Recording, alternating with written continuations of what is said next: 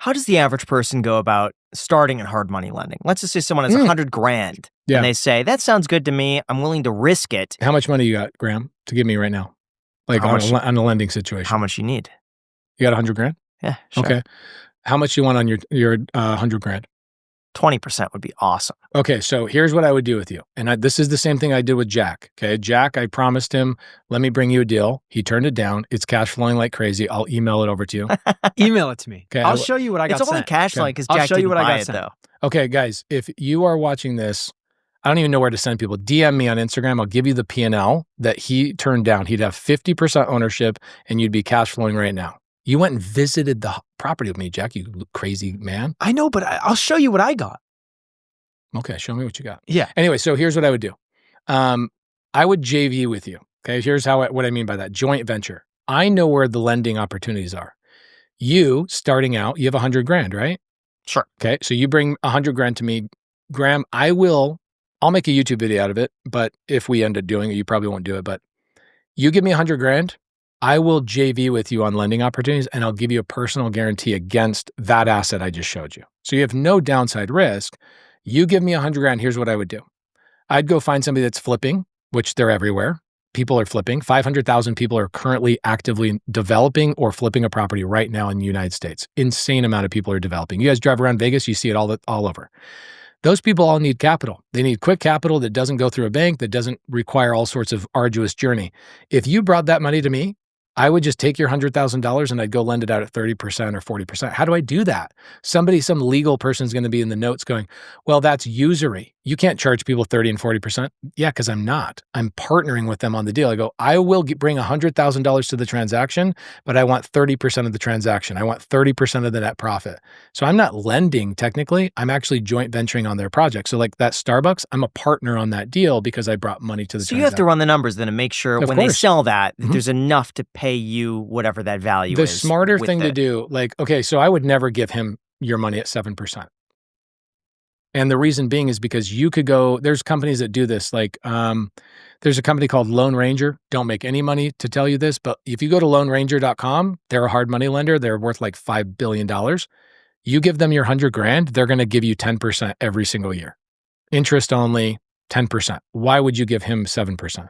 Because you didn't know Lone Ranger existed. Oh, because I know Jack. And do you have a savings account? Do I have a savings? No, I don't have a savings account. So is your savings in Lone Ranger? Is my savings in Lone Ranger? Jack, ask Robert Kiyosaki on Monday when you interview him if he has a savings account. Ask Ben Malla if he has a savings account. Ben definitely has a savings account. There's no way Ben. You have to. What did Kevin O'Leary say? He's got $5 million. $5 million at all times accessible. Okay, but here's the difference. So let me pull up like one of my accounts. Okay, none of this is my savings account. I run businesses that have cash in them and operate and there's excess cash. That's a different conversation. Do I have a personal savings account? Absolutely not. Ask Grant Cardone or Ben Malla. I mean, I'm sure Dave Ramsey's going to tell people, yeah, I have a savings account. He don't have a savings account. He's a freaking $200 million a year business. That's his savings account. He doesn't have a savings account. Okay, so check it out. So let's look at like a couple. So like this account has a couple $100,000 in it. Let's go to, here's my lending business. Has like 900 grand sitting in it. Saguaro, that's one of my accounts that we do lending out of as well. Let's go to like my RV park, one of the RV parks right here. One of my RV parks constantly has $150,000 sitting in it. Almost every month is generating $150,000. What do I need a savings account for? What is an emergency, Jack, that I would need a savings account for? Let's ask that question. Well, just places to park your cash if Okay, so where do I invest my cash? Sure. I put in my own lending business. I just keep putting my money into my own lending business. So what's your average ROI on your lending business per year over the past few years? Okay, so this, we just can't lend everything. No, I can't lend everything. I also buy businesses as well. So, and I'll invest as an LP in other people's stuff. So like I have students that will do like storage facilities. I don't do storage units, but I'll invest in theirs. I have students that do boutique hotels. I'll invest in there. So I'll be an LP in other people's deals and I'll plug cash into those transactions. And those, there's like 15 to 20%. They're safe. They're tied to an asset. So I'll play that game of like 15 to 20%. There's no way you're getting me to make 7% on money. No way, Graham. Go to Lone Ranger, get 10%. Don't give that 7% to What's the risk? Isn't there always a risk the higher the return you get? Yeah, the risk is if Lone Ranger goes defunct. Yeah, for sure. I think that there's definitely inherent risk in everything that you do, for sure. So reminds me similar of like Lending Club when that was a thing. yeah. And they had these initial high rates of return. And then 2019, 2020, 10% is not that high. It was 8 to 12, depending on the credit rating. But what ended up happening is that you had a lot of people halfway through the loan just start falling behind, went into collections, and that brought down your overall return. And then you had people saying, well, I made 4% on this, or I made 3% over 2 years, and it wasn't worth it.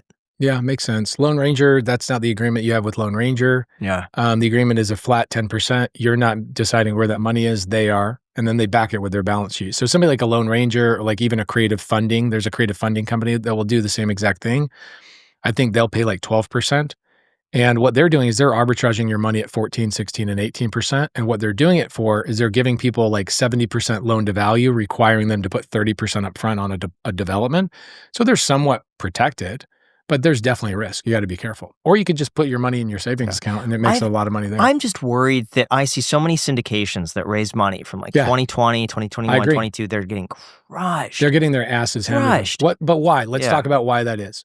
Syndicators did what so I have a fund, which means I've raised money. What's the difference between a fund and a syndication? Do you guys know? What, syndication's raising other people's money and they're both in like kind of the same exact thing, but when you hear the word fund versus syndication, a syndication means I found 123 Main Street. We are raising money for 123 Main Street. That's a syndicate. Okay. A fund is we like properties similar to 123 Main Street. We want to go buy a ton of them. So let's go raise money for a blind fund is basically what it is. I have a fund, but what are the assets I buy? The only assets I buy with other people's money are properties that do not have variable rate interest.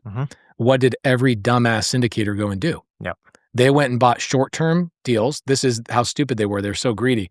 Look at the market. It's going up like crazy. Let's go raise a bunch of other people's money, get 3% temporary debt, and it's floating, which means when the Fed goes up, their payment goes up. Yes. And now all of a sudden they're not cash flowing. Now all of a sudden they're in foreclosure. Guess what? That's called traditional real estate where people use their credit. Dumbasses. We go to sellers and I say, hey, seller, like the 161 unit, seller gives me a 20-year note at 4% interest. I'm locked in for 20 years. It doesn't matter what Jerome Powell or anybody at the Fed is doing. I have 4% interest with the seller. So if I go raise money, the Fed goes up to 7 or 8 or whatever the heck it does it matter to me or do I continue to cash flow? That's the difference in what I do versus people, even Ben Mala. Yeah. It does affect you to some degree, though, if cap rates.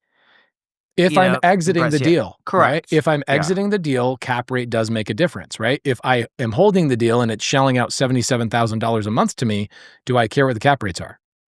No, I don't. Because the cap rates only make sense when I'm selling the deal to somebody who's going to go get a traditional loan.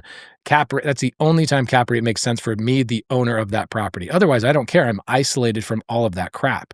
So people overstress about cap rates. They overstress. I buy a quality asset with no money down. I hold the asset. I make money. When the market shifts and the cap rates are now favorable, we will then make a decision. But I have 20 years. How much time does a syndication have? 3 to 5. Bro, that's like putting a time bomb in your pocket. Dumbest thing I ever seen people do. And I've seen, I had somebody come to me the other day, they go, so I invested in somebody's deal in a syndication and me and $40 million of other people's money is all being washed. I'm like, yeah, welcome to $1 trillion loss this year. Like all these syndicators are getting their butts kicked. Yeah. It's a problem. I agree with you.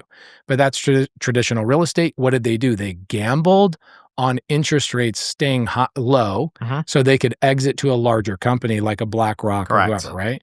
And they gambled wrong. And I think close to $1 trillion in debt is coming due. It's a mess. See, that's where I think as an investor, it does make sense to make money in real estate, buying those deals where the loans are coming due and they have to exit. There aren't that many buyers. Yeah, but even then, I don't touch those deals either. This is very different than me. People are like, Pace, are you going after those commercial deals? I have banks calling me going, hey, we have somebody's loan coming due. Will you come in and buy it? Like Ken McElroy, you guys will meet him through Robert Kiyosaki. Banks are calling him and going, hey, our borrower bought this at 80 million. Will you buy it for 30? That's what's happening right now. It's significant. You're not seeing it hit the books. You're not seeing it hit Crexy or LoopNet. It's not even going out there. The big players like the Grant Cardones. I know some people that watch this right now are going to be like, Grant's not the biggest player. I get it. But we know who Grant is, so I got to reference Grant. Grant is smart. He's got all these relationships with brokers and banks that are bringing him deals off the books. That's not for the everyday investor. The everyday investor has no access to that deal flow, which is why somebody would invest with Grant Cardone, $100,000, for example, because they don't have access to that broker or that bank, and that bank would never trust that individual investor to buy that deal in the first place. So in the traditional world, I don't even think that's even an opportunity for the everyday investor. It's not even remotely close to an opportunity.